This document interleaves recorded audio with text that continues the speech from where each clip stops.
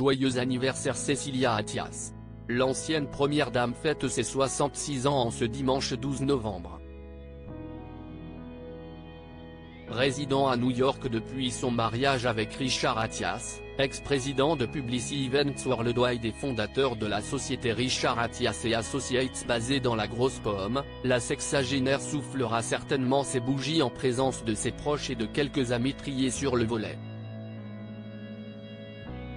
La créatrice de la fondation Cécilia Attias goûte depuis 2008, au bonheur d'une vie conjugale épanouie, après avoir divorcé une première fois de l'animateur Jacques Martin, père de ses filles Judith et Jeanne-Marie, en 1989, puis une seconde fois de Nicolas Sarkozy, père de son fils Louis, en 2007. Bien avant de rencontrer ses deux ex-maris, la mère de famille a vécu une première histoire avec le photographe de mode Jean-Daniel Lorieux. Zoom sur leur histoire, qui s'est soldée par un mariage annulé à la dernière minute. Dans leur ouvrage Cécilia, la face cachée de l'ex-première dame, publié en janvier 2008, les journalistes Denis Demontpion, du Point, et Laurent Léger, de Paris Match, ont détaillé la rencontre de Cécilia Attias avec Jean-Daniel Lorieux, qui a lieu en 1978, Cécilia a 21 ans et la taille mannequin. La caractéristique saute immédiatement aux yeux de Jean-Daniel Lorieux, photographe de mode, lorsqu'il la voit pour la première fois dans le magasin de ses parents. C'est André Siganet, son père, qui l'a contacté. Pour rappel, le père de Cécilia Attias, né Siganet, est président de la société de fourrure et maroquinerie. Il recherchait quelqu'un de talent susceptible de photographier ses fourrures pour des publicités dans Vogue, le magazine haut de gamme pour lequel il travaille.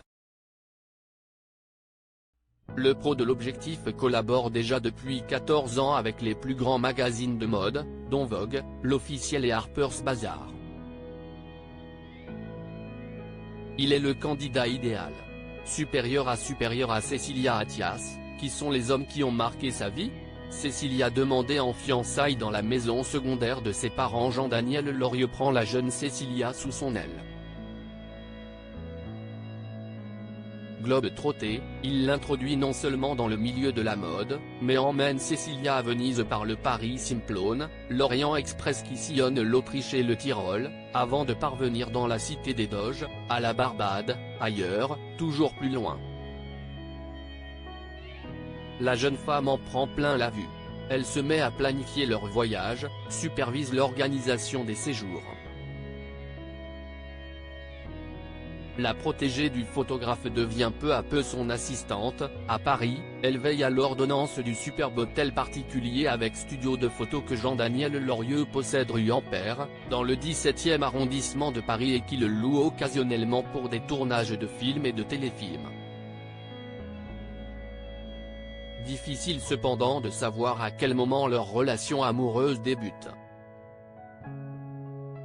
Est-ce le coup de foudre au premier regard ? Ou bien développent-ils des sentiments au fur et à mesure de leur projet ? Cécilia et Jean-Daniel Lorieux s'aiment au point d'envisager bientôt de convoler, poursuivent les journalistes dans leur ouvrage. Le photographe fait sa demande à sa belle, lors d'un joyeux moment d'intimité à Montchauvet, dans la maison de campagne des parents de Cécilia. Cécilia a 23 ans. Son fiancé a 43 ans. Anecdote étonnante, Devi Sukarno, ex-première dame d'Indonésie, assiste à la demande en mariage du couple. Plus question de bague au doigt, le mariage tombe à l'eau à peine quelques mois défilent que déjà les bans du mariage sont publiés à la mairie d'arrondissement.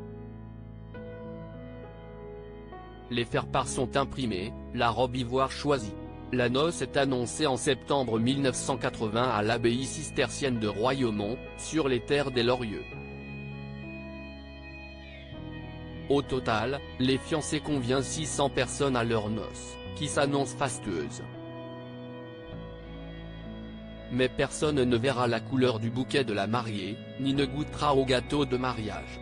Au dernier moment, changement de programme, la cérémonie est reportée sine die.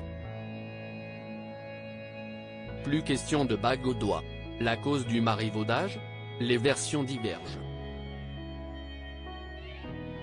Cécilia se serait-elle soudain dégrisée du tourbillon qui lui faisait vivre en choisissant de rompre?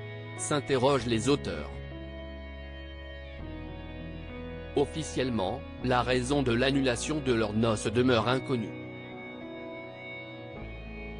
Pourtant, des témoins proches de Jean-Daniel Lorieux affirment que ce dernier se serait lassé des goûts de princesse de sa fiancée.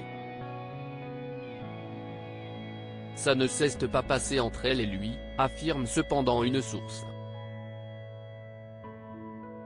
Une version de l'histoire en effet affirme que le photographe aurait mal supporté un coup de pression exercé par Diane Teresita Albéniz de Souer, la mère de la jeune femme. Cette dernière lui aurait passé un coup de fil pour exiger de lui d'assurer une indépendance financière à Cécilia, soucieuse de voir sa fille à l'abri du besoin. Elle voulait un arrangement, un peu comme cela se faisait au XIXe siècle. C'était la volonté de la famille attachée aux traditions latines. La somme demandée n'était pas anodine, assure ce même proche de l'ami de Bernadette et Jacques Chirac. À cette demande, Jean-Daniel Lorieux se serait exclamé « Mais aujourd'hui on ne donne plus de dot ». Et un ami commun des deux ex-fiancés de conclure « Il l'aimait vraiment ». Crédit photo, Alain Roland Images et Buzz.